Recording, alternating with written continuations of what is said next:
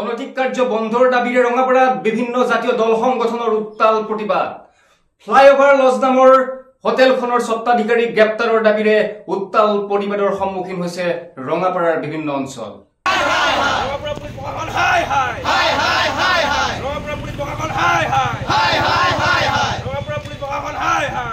দুদিন আগতে ৰঙাপাৰাৰ ফ্লাইওভাৰ লজৰ পৰা অনৈতিক কাৰ্যত জড়িত অভিযোগত দুজন যুৱক আৰু দুগৰাকী যুৱতীক উদ্ধাৰ কৰি থানালৈ লৈ যায় আৰক্ষীয়ে।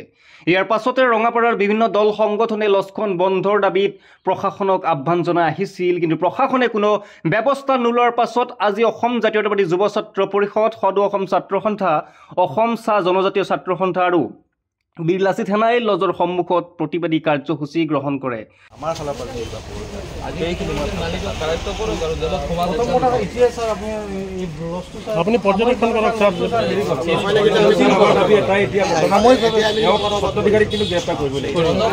লজখনত অনৈতিক কাৰ্যৰ বাবে ৰঙাপাৰাৰ শৈক্ষিক পৰিৱেশ বিঘ্নিত হোৱাৰ অভিযোগ তোলাৰ লগতে 24 ঘণ্টাৰ ভিতৰত লজখন বন্ধ নকৰিলে বৃহৎ আন্দোলনৰ হুংকাৰ দিয়ে প্ৰতিবাদকাৰীসকলে।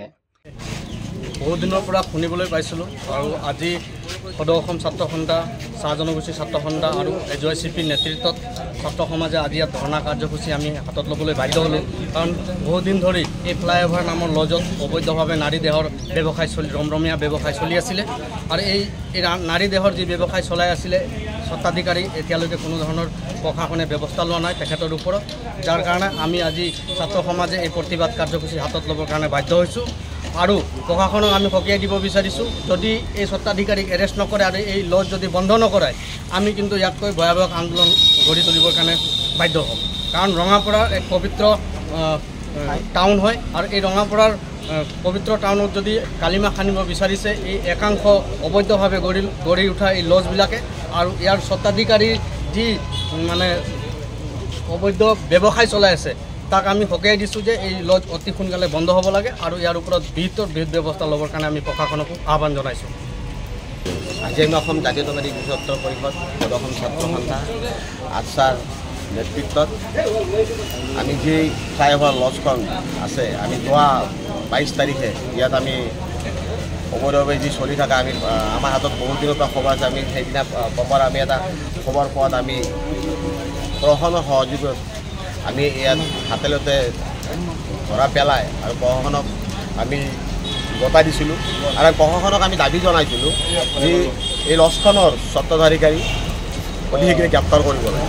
আমি বাৰম্বাৰ প্ৰশাসনক এই দাবী জনাৰ পিছতো প্ৰশাসনৰ আওকাণত আমি অতিষ্ঠ হয় আজি আমি এই তিনিটা সংগঠনে লগ হৈ আজি এই ফ্লাইঅভাৰ লজখন বন্ধ কৰাৰ দাবীত আৰু অতি শীঘ্ৰে এই স্বত্বাধিকাৰীজনক গ্ৰেপ্তাৰ কৰি জেল হাতলৈ পঠাবলৈ আমি দাবী জনাইছোঁ। অন্যথা পৰৱৰ্তী সময়ত যদি আজিৰ পিছত তেখেতক গ্ৰেপ্তাৰ নকৰে আমি কিন্তু ৰঙাপাৰাত পথ অৱৰোধ কাৰ্যসূচী আমি গ্ৰহণ কৰিম আৰু তাতকৈও যদি আমি বেছি কৰিব লাগে আমি আলোচনা কৰি আমি তিনিটা সংগঠনে আমি আলোচনা কৰি এই বিৰোধ ব্যৱস্থা গ্ৰহণ কৰিম। জামুগুৰি হাতৰ পৰা আনোৱাৰ আহমেদৰ ৰিপৰ্ট, অসম 360।